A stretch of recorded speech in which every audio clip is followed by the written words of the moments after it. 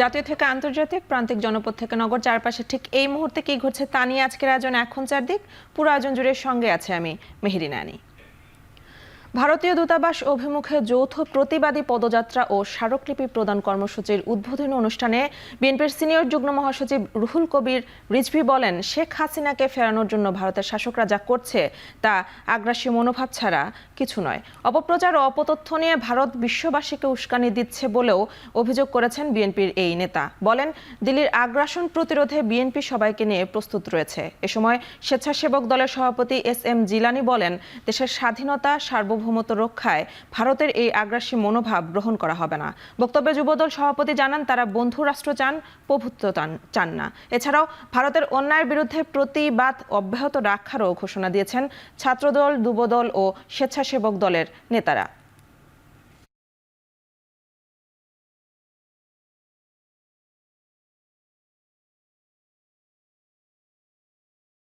ওরা আসলে ভয়ঙ্কর রকমের সাম্প্রদায়িক, ঘৃণা ছাড়া, অন্যের প্রতি অসূয়া ছাড়া, ভিন্ন ধর্মের প্রতি তারা প্রতিহিংসা দেখানো ছাড়া ওদের আর রাজনীতি নেই। সেই হাসিনাকে ফেরানোর জন্য শাসক গোষ্ঠী মানে ভারতের শাসক শ্রেণী যা করছেন, এটা পৃথিবীর ইতিহাসে এবং রাষ্ট্রবিজ্ঞানের ভাষায় একবারে সরাসরি আগ্রাসন ছাড়া আর কিছু নয়। বাংলাদেশের মানুষের প্রতিবাদটি আমরা এই আজকের এই পদযাত্রা এবং স্মারকলিপির মাধ্যমে ভারতীয় সরকারকে আমরা জানাতে সচেষ্ট হয়েছি। সাম্প্রদায়িক সম্প্রীতি বিনষ্ট করার জন্য তারা চেষ্টা করছে, এগুলো যাতে ভবিষ্যতে বন্ধ হয়, এরকম উস্কানিমূলক বক্তব্য যাতে আর না দেয়। এবং প্রতিবেশী হিসাবে ভারতকে আমরা অস্বীকার করতে পারবো না, কিন্তু অবন্ধুসুলভ আচরণ থেকে তারা যাতে বিরত থাকে। যারা বাংলাদেশ সম্পর্কে বরাবরই মিথ্যা প্রচারণা করছে, মিথ্যা প্রচারণা করে সাম্প্রতিক দাঙ্গা সৃষ্টির অপপ্রয়াস এবং ভারতের আগ্রাসনমূলক মনোভাবের প্রতিবাদে আমাদের আজকের এই প্রতিবাদী পদযাত্রা এবং স্মারকলিপি পেশ কর্মসূচি ছিল। স্মারকলিপি আমরা এখন ইন্ডিয়ান হাই কমিশনে আমরা পৌঁছে দিলাম। ভারতের আগ্রাসী ভূমিকা, আগরতলায় বাংলাদেশি সহকারী হাইকমিশনের হামলা ও পতাকা অবমাননার প্রতিবাদে বগুড়ায় বিক্ষোভ মিছিল হয়েছে। দুপুরে বগুড়ায় টিএমএস মেডিকেল কলেজ ও হাসপাতাল চত্বর থেকে 15 বিশ্ববিদ্যালয়, টিএমএস মেডিকেল কলেজ এবং নার্সিং ইনস্টিটিউটের প্রায় 200 শতাধিক শিক্ষার্থী, শিক্ষক ও টিএমএস এর কর্মকর্তা কর্মচারী বিক্ষোভ মিছিলে অংশগ্রহণ করেন। এ সময় তারা ফেস্টুন, ব্যানার ও প্ল্যাকার্ড নিয়ে ভারতের আগ্রাসন বিরোধী নানা স্লোগান দেয়। বিক্ষোভ মিছিল ঢাকা রংপুর সড়ক প্রদক্ষিণ করে জেলা প্রশাসকের চত্বরে শেষ হয়। পরে জেলা প্রশাসকের নিকটে গিয়ে স্মারকলিপি প্রদান করেন টিএমএস এর নির্বাহী পরিচালক ডক্টর হোসনে আরা বেগম।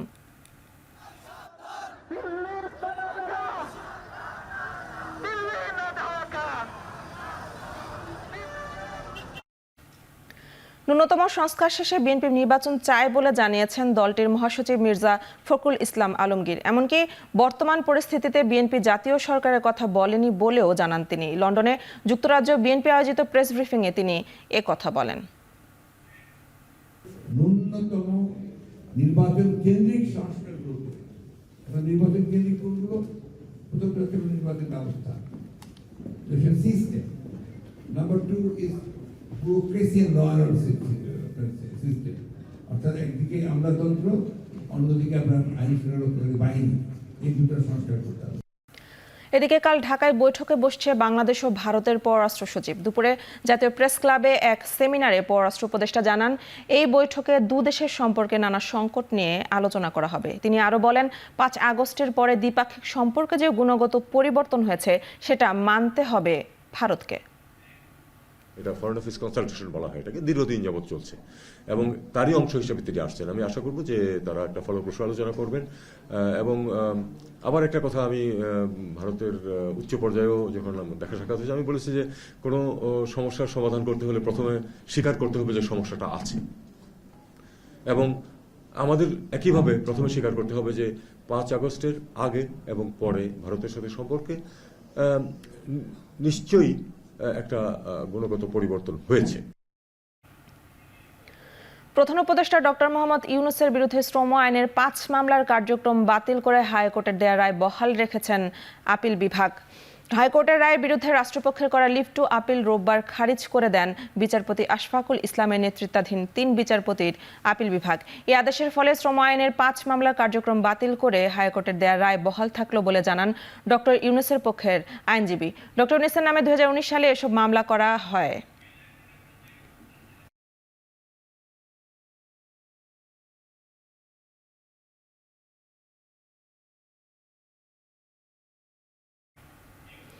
দেশ থেকে দুর্নীতি দূর করতে দুদককে আগে দুর্নীতি ও রাজনৈতিক প্রভাবমুক্ত করতে হবে বলে মন্তব্য করেছেন টিআইবির নির্বাহী পরিচালক ডক্টর ইফতেখারুজ্জামান। সকালে রাজধানীর মানিক মিয়া এভিনিউতে আন্তর্জাতিক দুর্নীতি বিরোধী দিবস 2024 উপলক্ষে আয়োজিত মানববন্ধনে এ কথা বলেন তিনি।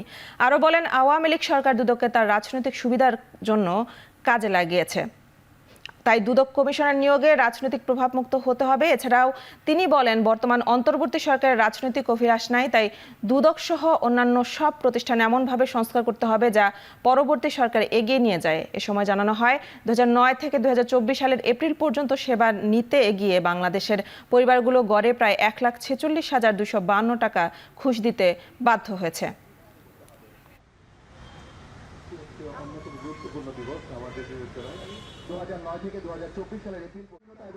কর্তৃত্ববাদী সরকার যে ভূমিকা পালন করেছে তার মধ্যে মূল উপাদানটাই ছিল তারা চেয়েছিল ক্ষমতার ব্যবহার দুর্নীতির মাধ্যমে তাদের সম্পূর্ণভাবে বিচারহীনতা উপভোগ করা, এবং সেটার জন্য সমস্ত প্রতিষ্ঠানগুলোর পাশাপাশি দুর্নীতি দমন কমিশনকে করায়ত্ত করেছিল, ডিসফাংশনাল অকার্যকর করে দেওয়া হয়েছিল, পেশাগত দলীয়পনা তৈরি করা হয়েছিল। সেই অবস্থা থেকে উত্তরণ করতে হবে। একদিক থেকে আমরা যে সরকার সংস্কারের দুর্নীতি দমন কমিশন সংস্কারের জন্য যে কমিশন গঠন করা হয়েছে তার সুপারিশের উপর ভিত্তি করে একদিক থেকে যেমন দুর্নীতি দমন কমিশনকে নিয়োগ প্রক্রিয়া থেকে শুরু করে পুরো তাদের কার্যক্রম বাস্তবায়নের পুরো প্রক্রিয়া যেরকম শুদ্ধি অভিযানের মাধ্যমে পরিষ্কার করতে হবে, নতুন করে ঢেলে সাজাতে হবে। রাষ্ট্র মেরামতে 31 দফা বাস্তবায়নে বরিশালে চলছে বিএনপির বিভাগীয় কর্মশালায় প্রধান অতিথি হিসেবে ভার্চুয়ালি যুক্ত হয়ে বক্তব্য রাখছেন ভারপ্রাপ্ত চেয়ারম্যান তারেক রহমান। সরাসরি চলে যাচ্ছে সেখানে। এই 2 হলরুমের মধ্যে যদি আমরা এই 31 দফাকে রেখে দিই, অথবা আপনাদের হাতে যে ফাইলটি দেওয়া হয়েছে এই ফাইলটিকে শুধু আপনারা অনুষ্ঠান শেষে যদি হাতে করে নিয়ে বাসায় চলে যান, এই 31 দফা সম্পূর্ণভাবে আজকের এই সারাদিন সম্পূর্ণভাবে ব্যর্থ হয়ে যাবে। এখানে খুব সম্ভবত বরিশাল বিভাগ থেকে একজন প্রশ্ন করেছিলেন যুবদলের এক সদস্য যে এরপরে আমরা কি করব, আমাদেরকে কি কেন্দ্র থেকে নেতা দেওয়া হবে জেলা পর্যায়ের জন্য? আপনারা তো নেতা, এখানে যারা আছেন, আপনারা যারা আজকে সবাই উপস্থিত হয়েছেন, আপনারা কিন্তু একজন নেতা হিসেবেই আজকে এখানে উপস্থিত হয়েছেন। অর্থাৎ আপনারা বিএনপিকে প্রতিনিধিত্ব করেন, বিএনপির অ্যাম্বাসাডার আপনারা, সেই হিসাবে আজকে আপনারা উপস্থিত হয়েছেন। সহকর্মীবৃন্দ, বিভাগ থেকে আমরা ডেকেছি জেলার নেতৃবৃন্দকে। এখন আপনারা দয়া করে আপনাদের অধীনস্থ যতগুলো ইউনিট আছে সেখানে আপনাদেরকে এরকম ছোট ছোট কর্মশালা করতে হবে, করে নেতাকর্মীদেরকে এডুকেট করতে হবে। আপনারা যা জানলেন, আপনারা যা শিখলেন, আপনারা যা বুঝলেন, এই কথাগুলো তাদেরকে বলতে হবে, সো দ্যাট তারা এরপরে তার পাড়ায়, মহল্লায়, গ্রামে, ইউনিয়নে, সব জায়গায়, পৌরসভায়, সব জায়গায়, ওয়ার্ডে সব জায়গায় তারা এই বিএনপির এই বক্তব্যগুলো দেশের মানুষের কাছে নিয়ে যাবে। আমরা আন্দোলন করেছি, বিএনপির নেতাকর্মীরা আন্দোলন করেছে, তবে একক বিএনপির আন্দোলন সফল হয়নি।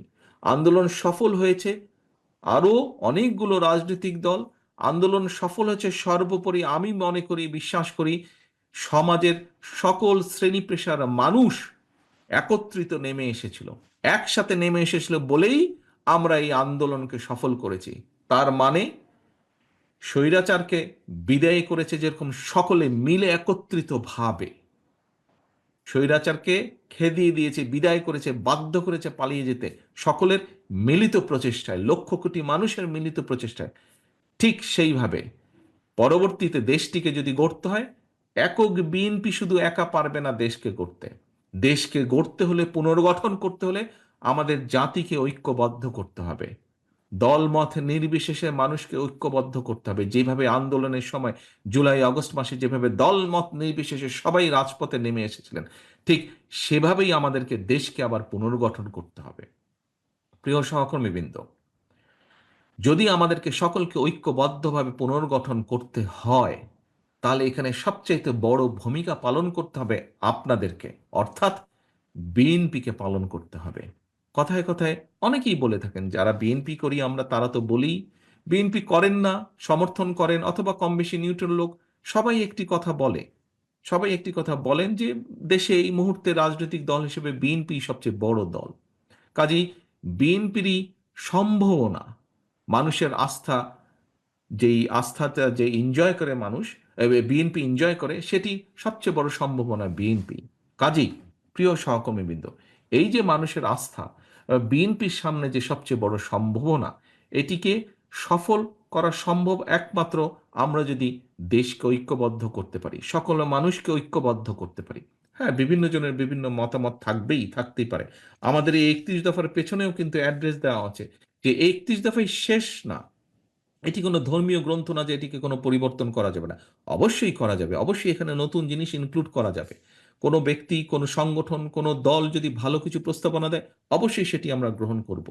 কিন্তু আমাদেরকে ঐক্যবদ্ধভাবে করতে হবে। যেই কথাটি বলছিলাম, দেশকে যদি পুনর্গঠন করতে হয়, বিএনপি একা পারবে না, আমাদেরকে পারতে হলে সবাইকে সাথে নিয়ে করতে হবে। সেজন্যই কিন্তু আমরা জাতীয় সরকারের কথা বলেছি। আমরা আন্দোলনরত যেই দলগুলো ছিলাম, একসাথে আমরা আন্দোলন করেছি। আমরা চাই সকল দলকে নিয়ে এমন একটি সরকার গঠন করতে যেখানে সব মানুষ তাদের মতামত রাখতে পারবেন এবং সকলে মিলে কাজ করতে পারবেন। আমরা কিন্তু সেজন্যই বলেছি, এই যে 31 দফার মধ্যে আছে উচ্চ কক্ষ, উচ্চ কক্ষে যেই কথাটি আমরা বলেছি, সহকর্মীবৃন্দ, এখানে অনেক মানুষ আছেন সমাজের মধ্যে যারা সরাসরি, আপনি আমি যেরকম আমরা সরাসরি রাজনীতি করছি, মিছিল করছি, মিটিং করছি, অনেক ব্যক্তি আছেন যারা সরাসরি হয়তো রাজনীতিতে জড়িত নন, হয়তো জড়িত হতে চান না, কিন্তু দেশের জন্য তারা কাজ করতে চান, তাদের বক্তব্য রাখতে চান, মতামত রাখতে চান, তারা দেশ পুনর্গঠনে তারা ভূমিকা রাখতে চান। এর মধ্যে হতে পারে সাংবাদিক, এর মধ্যে হতে পারে চিকিৎসক, এর মধ্যে হতে পারে আইনজ্ঞ, এর মধ্যে হতে পারেন সাহিত্যিক, এর মধ্যে হতে পারেন কবি, এর মধ্যে হতে পারেন ব্যবসায়ী, বিভিন্ন শ্রেণী পেশার মানুষ আছে।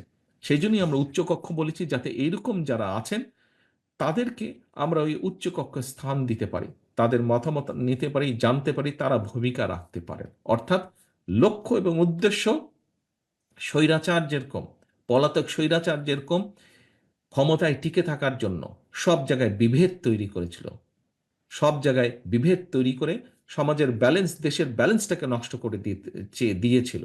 আমরা চাইছি দেশকে পুনর্গঠন করতে এবং স্বাভাবিকভাবে, দেখুন ছোট্ট একটি এক্সাম্পল দিই, একটি 10 তলা বিল্ডিং তৈরি করতে কিন্তু অনেক শ্রমিকের অনেক পরিশ্রম লাগে, কিন্তু 10 তলা বিল্ডিংটাকে ভেঙে ধুলোর সাথে গড়িয়ে দিতে একজন মানুষের মাত্র প্রয়োজন হয়, তাই নয় কি? খুব স্বাভাবিকভাবে যে কোনো জিনিস ভেঙে দিতে একজন মানুষের প্রয়োজন হয়, কিন্তু গড়ে তুলতে কিন্তু বহু মানুষের পরিশ্রম লাগে। কাজে প্রিয় সহকর্মীবৃন্দ, আমরা যত যাই বলি না কেন, 31 দফার আলোকে অবশ্যই আমরা দেশকে পুনর্গঠন করতে চাই, কিন্তু এই দেশকে পুনর্গঠন করতে হলে সকলকে ঐক্যবদ্ধ করতে হবে। যেই কথাটি বলছিলাম যে মানুষের আস্থা আছে বিএনপির প্রতি, কিন্তু এই আস্থাকে তো ধরে রাখতে হবে। এই আস্থাকে কে ধরে রাখবে? এই আস্থাকে আমি একা পারবো না। বরিশাল বিভাগের মঞ্চে সেলিমা আপা বসে আছেন, সেলিমা আপা একা পারবেন না, আমি সেলিমা আপা মিলেও পারবো না। আরো স্থায়ী কমিটির সদস্য আছেন, আমাদের কেন্দ্রীয় কমিটি আছে, আমরা সকলে মিলে পারবো না। কিন্তু পারবো কখন? যখন এখানে উপস্থিত আপনারা দুই বিভাগে যারা আছেন, আপনারা যখন আপনাদের অবস্থান থেকে চেষ্টা করবেন, আপনারা যখন সকলকে ঐক্যবদ্ধ করবেন, অর্থাৎ আমরা সকলে মিলে দেশকে পুনর্গঠন করতে পারবো। এবং ওই যে আস্থা, এই আস্থাকে যদি ধরে রাখতে হয়, আমাদের প্রত্যেকের অবস্থান থেকে ভূমিকা রাখতে হবে। ঠাকুরগাঁয়ের মাসুদ একটি কথা বলেছিল যে ফটোকপি যে প্রেসক্রিপশন করে, দেখুন, অথবা আপনারা নিজেরা যাবেন, কেন্দ্র থেকে দেখভাল করা হবে কিনা, মনিটর করা হবে কিনা। কেন মনিটর করব কেন্দ্র থেকে? হ্যাঁ, হয়তো একটি স্বাভাবিক নিয়ম করব, কিন্তু আপনি তো আমার দলের নেতা, আপনার প্রতি তো আমার সেই আস্থা, সেই বিশ্বাস থাকতে হবে আমার। তা না হলে আপনাকে কেমন করে আমি দায়িত্ব দিব? এবং আমি যেরকম আপনার উপর আস্থা বা বিশ্বাস রাখতে চাই, আপনার মধ্যেও সেই উপলব্ধি থাকতে হবে। আপনার মধ্যে সেই উপলব্ধি থাকতে হবে যে কেন্দ্র আমাকে একটি দায়িত্ব দিয়েছে, এই হচ্ছে আমার দায়িত্ব, আমাকে আমার দায়িত্ব পালন করতে হবে। সেটি আওয়ামী লীগ সরকার সততার বদলে শঠতা, বিচারের বদলে নিপীড়ন, আশ্রয়ের বদলে নির্যাতনকে স্বাভাবিক ব্যাপারে পরিণত করেছিল বলে মন্তব্য করেছেন প্রধান বিচারপতি সৈয়দ রেফাত আহমেদ। রোববার এক নাগরিক কনফারেন্সে কথা বলেন প্রধান বিচারপতি। প্রধান বিচারপতি বলেন, আগামী দিনে মানুষকে নির্যাতনের হাত থেকে রক্ষা করবে রাষ্ট্রীয় বিচার বিভাগ। সে লক্ষ্যে প্রান্তিক পর্যায়ে সে সংস্কার করা হচ্ছে। সেই সাথে ছাত্র জনতার বিপ্লব নির্যাতিত ও নিপীড়িত মানুষের পাশে দাঁড়ানোর অপার সুযোগ করে দিয়েছে। এ সময় দেবপ্রিয় ভট্টাচার্য বলেন, গত 15 বছরে জাতির মেধাকে বড় ক্ষতি করা হয়েছে।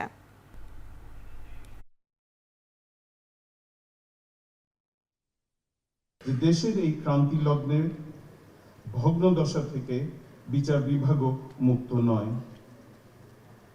তবে এই পর্যায়ে আমি দ্ব্যর্থহীন কণ্ঠে আপনাদেরকে আশ্বস্ত করতে চাইছি যে এই পরিস্থিতি থেকে উত্তরণ কল্পে বিচার বিভাগ কিন্তু কিছু প্রাতিষ্ঠানিক সংস্কারের বলিষ্ঠ পদক্ষেপ নিয়ে ইতিমধ্যে এক নতুন যাত্রা শুরু করেছে।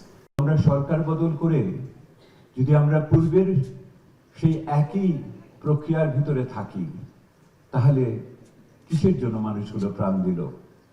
কিসের জন্য এই মানুষগুলো এত ত্যাগ স্বীকার করলো?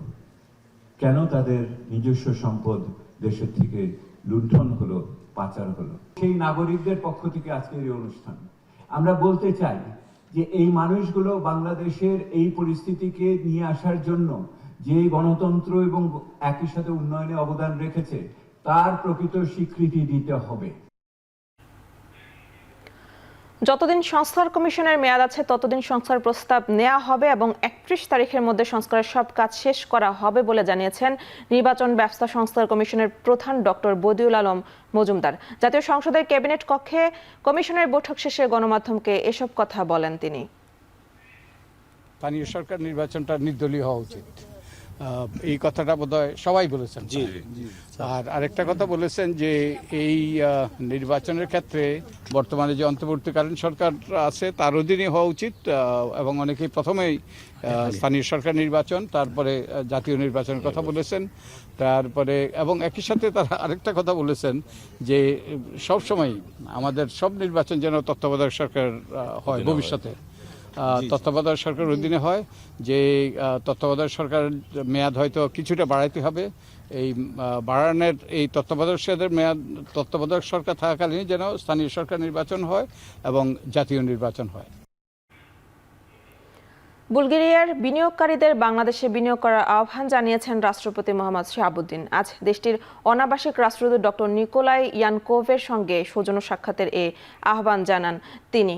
সকালে বঙ্গভবনে পৌঁছালে প্রেসিডেন্ট গার্ড রেজিমেন্টের একটি চৌকস দল তাকে গার্ড অব অনার দেন। সাক্ষাৎকালে বুলগেরিয়ার নতুন রাষ্ট্রদূত নিকোলাই বলেন, বাংলাদেশের সাথে সম্পর্ক উন্নয়নে গুরুত্ব দেয় তার দেশ। দুদেশের মধ্যে সম্পর্ক উন্নয়নের পাশাপাশি সহযোগিতার নতুন নতুন ক্ষেত্র উন্মোচন করতে উচ্চ পর্যায়ের সফর বিনিময়ের উপর জোর দেন রাষ্ট্রপতি। এ সময় রাষ্ট্রপতির কার্যালয়ের সিনিয়র সচিব নাসিমুল গনি ও সামরিক সচিব মেজর জেনারেল মোহাম্মদ আদিল চৌধুরী উপস্থিত ছিলেন।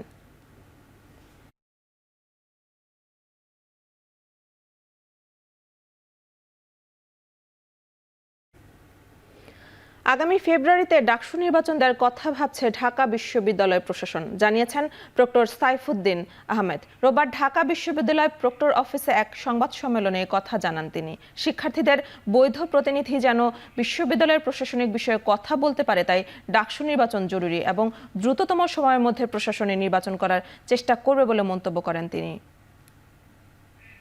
চট্টগ্রামের চিন্ময় কৃষ্ণ দাস 164 জনের বিরুদ্ধে হত্যা চেষ্টা মামলার আবেদন করেছেন এক ব্যবসায়ী। দুপুরে চট্টগ্রাম মেট্রোপলিটন আদালতের ম্যাজিস্ট্রেট আবু বকর সিদ্দিকের আদালতে মামলাটি করেন ব্যবসায়ী এনামুল হক।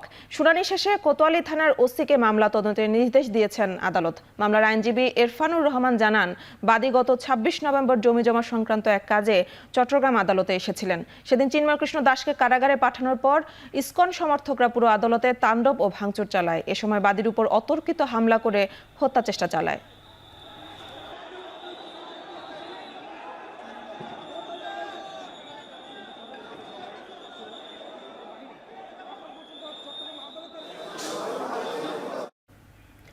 ধানমন্ডি থানার শিক্ষার্থী শামীম হত্যা মামলায় নতুন করে সাবেক মন্ত্রী ফারুক খান, সাবেক এমপি সাদেক খান, ঢাকা বিশ্ববিদ্যালয় ছাত্রলীগের সাবেক সাধারণ সম্পাদক তানভীর সৈকত, ঢাকা দক্ষিণ সিটির সাবেক কাউন্সিলর হাসিবুর রহমান মানিকের 3 দিন করে রিমান্ড দিয়েছে আদালত। রোববার তাদের এই মামলায় আটক দেখিয়ে আদালতে হাজির করা হয়। মামলার তদন্তকারী কর্মকর্তা বিস্তর জিজ্ঞাসাবাদের জন্য আদালতে 5 দিনের রিমান্ড আবেদন করেন। আসামি পক্ষের আইনজীবীরা রিমান্ড বাতিল চেয়ে আদালতে যুক্তি তুলে ধরেন। বলেন, এই ঘটনায় আসামিদের কোনো সম্পৃক্ততা ছিল না। পরে তারা জামিনের আবেদন করেন। দুপক্ষের শুনানি শেষে মেট্রোপলিটন ম্যাজিস্ট্রেট মোহাম্মদ শাহিন রেজার আদালত প্রত্যেকের 3 দিন করে রিমান্ড মঞ্জুর করেন। এর আগেও একাধিক মামলায় সাবেক মন্ত্রী ফারুক খান, সাবেক এমপি সাদেক খান, ঢাকা বিশ্ববিদ্যালয় ছাত্রলীগের সাবেক সাধারণ সম্পাদক তানভীর সৈকত, ঢাকা দক্ষিণ সিটির সাবেক কাউন্সিলর হাসিবুর রহমান মানিক রিমান্ডে ছিলেন।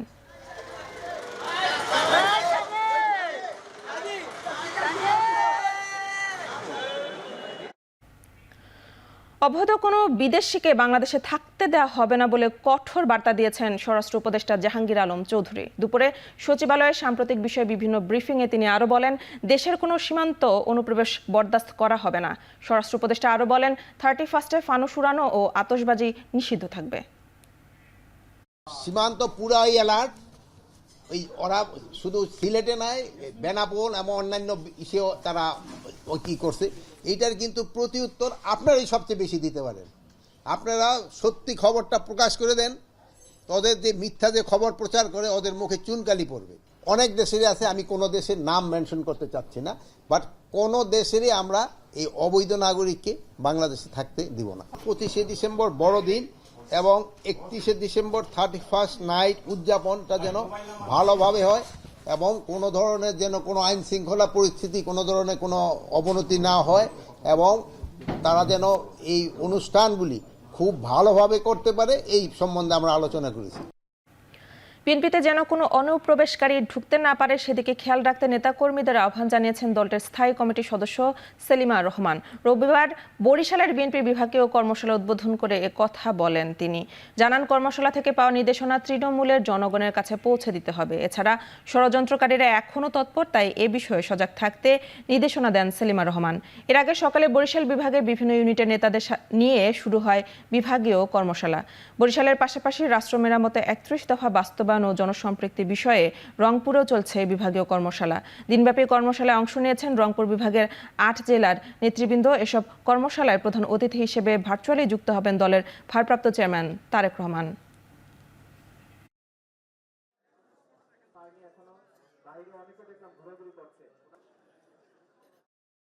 বিএনপির মধ্যে যারা ষড়যন্ত্র করে ঢুকে পড়েছে তাদের মধ্য দিয়ে এগুলো হচ্ছে। কাজে আপনারা সাবধান, কোন অনুপ্রবেশকারী যেন বিএনপির মধ্যে ঢুকতে না পারে। আপনারা সবাই একটা পরিবার হয়ে যান, আপনারা সবাই একসাথে কাজ করুন। আমাদের জাতীয় ঐক্যের ডাক বারবার দিয়েছে, তা নইলে ষড়যন্ত্রকারীরা আমাদের মধ্যে ঢুকে পড়বে।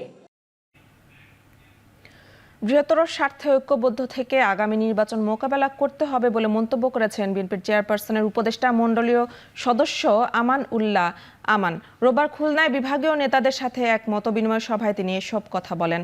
আমান বলেন, সারা দেশে সংগঠন পুনর্গঠনের কার্যক্রম শুরু হয়েছে।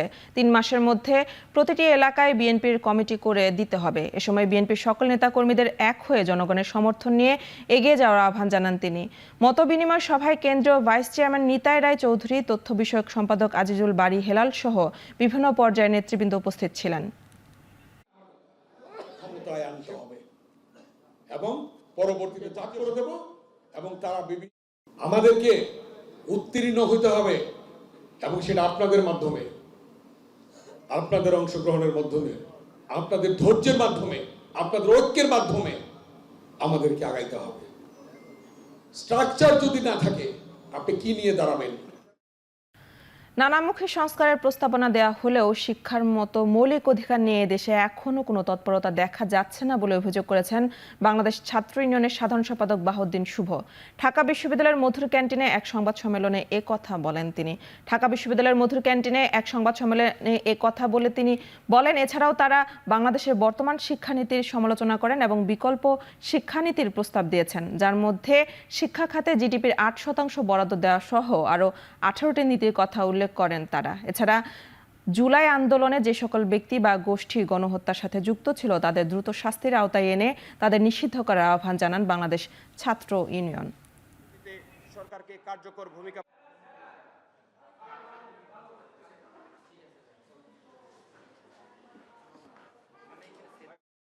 দেশের ভেঙে পড়া শিক্ষা কাঠামো পুনর্গঠনে আমরা ছাত্র ইউনিয়নের পক্ষ থেকে আজ এই সংবাদ সম্মেলনের মধ্য দিয়ে কিছু প্রাথমিক প্রস্তাব সরকারের কাছে তুলে ধরতে চাই।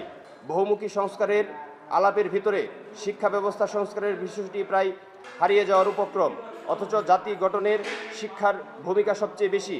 আমরা পূর্বেই দেখেছি বারংবার শিক্ষার্থীদের গিনিপিগ বানিয়ে নতুন নতুন শিক্ষাক্রম তাদের উপর পরীক্ষা করা হয়েছে। এতে শিক্ষক, শিক্ষার্থী, অভিভাবক সকলেই বারবার বিভ্রান্তির শিকার হয়েছে। প্রতি বছরের মতো এবার 1 জানুয়ারি বই উৎসব হচ্ছে না, তবে জানুয়ারির মধ্যেই প্রাথমিকের সব বই দেয়া হবে বলে জানিয়েছেন প্রাথমিক ও গণশিক্ষা মন্ত্রণালয়ের উপদেষ্টা অধ্যাপক ডাক্তার বিধান রঞ্জন রায় পোদ্দার। সকালে খুলনায় বিভাগীয় পর্যায়ের কর্মকর্তাদের সাথে এক মতবিনিময় সভায় কথা বলেন তিনি। এ সময় তিনি জানান, নতুন বইয়ে বেশ কিছু সংস্কার ও সংযোজন করা হচ্ছে, যার মধ্যে 24-এর গণঅভ্যুত্থানের নানা চিত্র তুলে ধরা হবে। উপদেষ্টা জানান, বাইরের একটি দেশকে বই ছাপানোর জন্য টেন্ডার দেওয়া হয়েছিল, যা বাতিল করা হয়েছে, ফলে নির্ধারিত সময়ে বই দিতে কিছুটা দেরি হচ্ছে।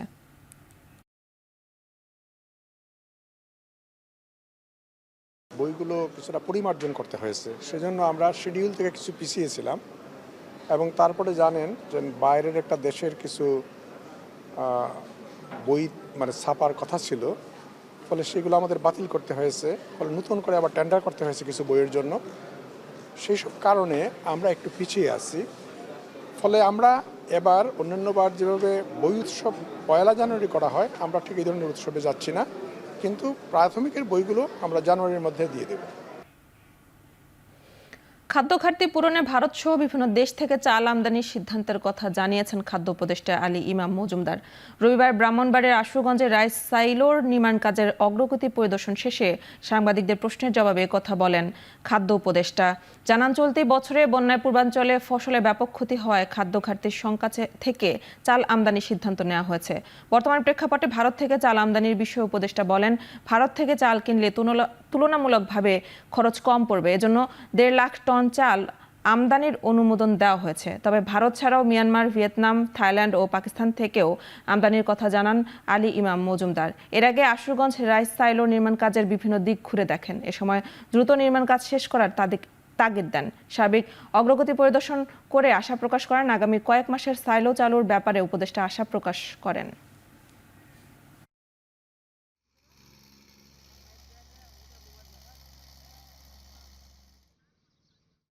গভর্নমেন্ট টু গভর্নমেন্টের ভিত্তিতে আমরা কন্ট্রাক্ট করতে যাচ্ছি।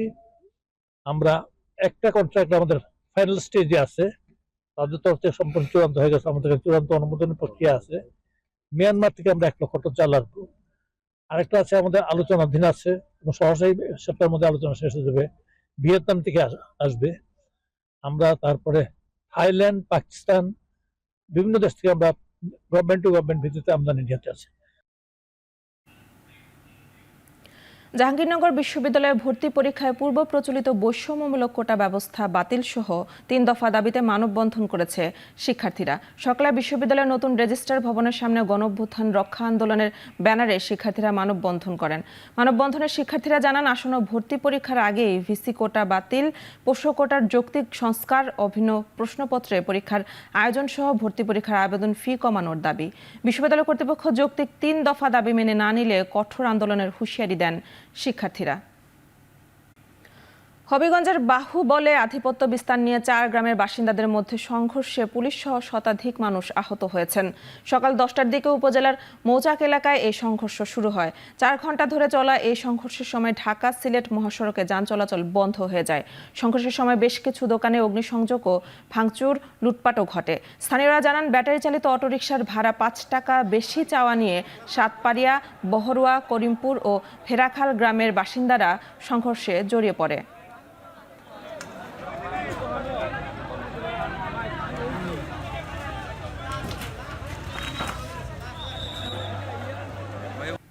নেত্রকোনায় পালিত হয়েছে নেত্রকোনা ট্র্যাজেডি দিবস। রবিবার সকালে নিহতদের স্মৃতিস্তম্ভে ফুল দিয়ে শ্রদ্ধা জানায় সকল সাংস্কৃতিক সামাজিক সংগঠন।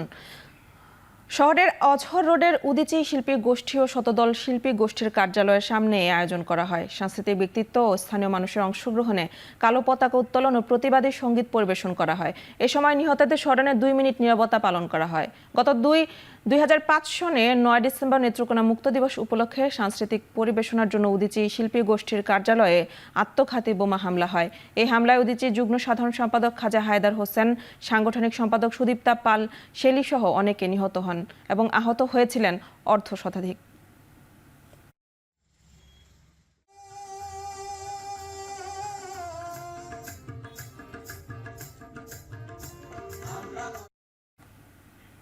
সিটি কর্পোরেশনের দুর্নীতিবাজ কর্মকর্তাদের বিরুদ্ধে কঠোর ব্যবস্থা নেওয়ার হুঁশিয়ারি দিয়েছেন চট্টগ্রামের মেয়র ডক্টর শাহাদত হোসেন। রবিবার সকালে নগরীর দেওয়ানবাজার ওয়ার্ডের বাসিন্দাদের সাথে মতবিনিময়কালে এ হুঁশিয়ারি দেন মেয়র। পরিচ্ছন্নতা কার্যক্রম ও মশক নিধনে অনিয়মের অভিযোগে সকালে নগরীর বিভিন্ন ওয়ার্ড পরিদর্শনে বের হন মেয়র ডক্টর শাহাদত হোসেন।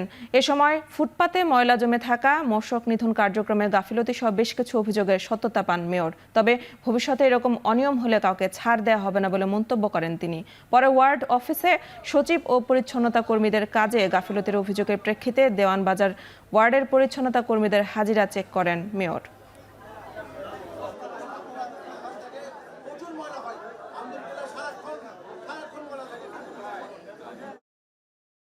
আজকে আমি বলে গেলাম, কোনো কমপ্লেইন এরপরে পেলে আপনার চাকরি নাও থাকতে পারে। এখানে স্থায়ী হয়েছেন মনে করছেন যে চাকরি থাকবে, এটা না। গাফিলতি পেলে তার বিরুদ্ধে শাস্তিমূলক ব্যবস্থা নেওয়া হবে। এই শহরকে ভালোবাসতে হলে আমাদের সবাইকে ঐক্যবদ্ধভাবে কাজ করতে হবে। এখানে দলের বাইরেও যারা অনেক মতের, অনেক ধর্মের, অনেক বর্ণের, অনেক জাতের লোক আছে, তাদের সবাইকে নিয়ে আমরা ঐক্যবদ্ধভাবে একটা সুন্দর চট্টগ্রাম শহর গড়ে তুলব।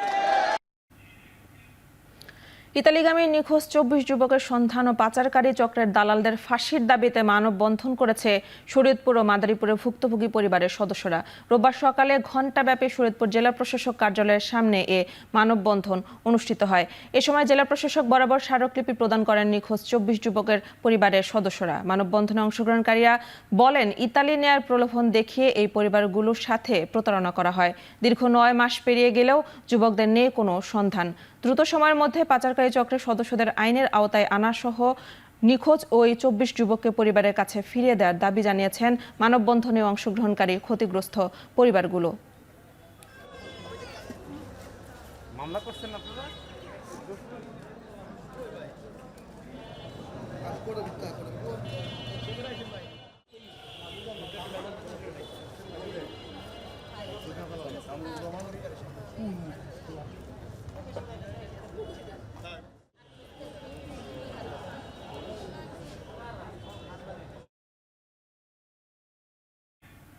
প্রেসিডেন্ট বাশার আল আসাদ দেশ ছেড়ে পালিয়েছেন এবং সিরিয়া এখন মুক্ত বলে ঘোষণা করেছে দেশটির বিদ্রোহীরা। এর আগে বার্তা সংস্থা রয়টার্স সিরিয়ার 2 জন সিনিয়র কর্মকর্তাকে উদ্ধৃত করে জানান, প্রেসিডেন্ট আসাদ অজানা গন্তব্যের উদ্দেশ্যে রাজধানী দামেস্ক ছেড়ে গেছেন। এখন নতুন করে প্রতিশোধ না নেওয়ার প্রতিশ্রুতিও দিয়েছেন বিরোধীরা। আসাদ সরকারের নিপীড়নের শিকার শত শত মানুষ যারা কারাবন্দী ও বাড়িঘর ছেড়ে পালিয়ে ছিলেন, তারা এখন নিশ্চিন্তে বাড়ি ফিরতে পারেন বলে দাবি করা হচ্ছে। ইতিমধ্যে রাজধানীর সবচেয়ে বড় কারাগার সেদনায়া থেকে হাজার হাজার বন্দীকে মুক্ত করেছে বিদ্রোহীরা। এছাড়া সিরিয়া বিভিন্ন শহর থেকে হিজবুল্লাহ বাহিনী তাদের সৈন্য প্রত্যাহার করেছে। বিশৃঙ্খল পরিস্থিতি এড়াতে ক্ষমতা হস্তান্তর না হওয়া পর্যন্ত বর্তমান প্রধানমন্ত্রী মোহাম্মদ আল জালালি দায়িত্ব পালন করবেন।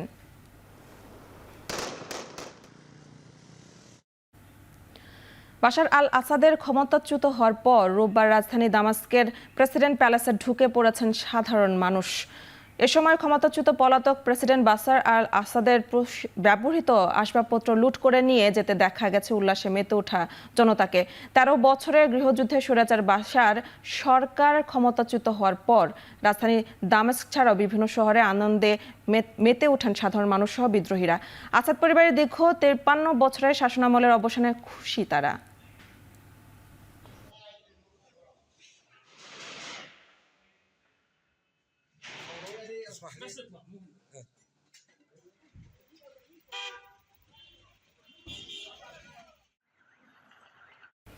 শেষ করছে এখন চারদিক। এখন টেলিভিশন ওয়েবসাইটে দেখতে ভিজিট করুন www.ekhon.tv। এছাড়া ফেসবুকে দেখতে ভিজিট করুন facebook.com/tv.ekhon এবং ইউটিউবে দেখতে ভিজিট করুন youtube.com/c/ekhon tv।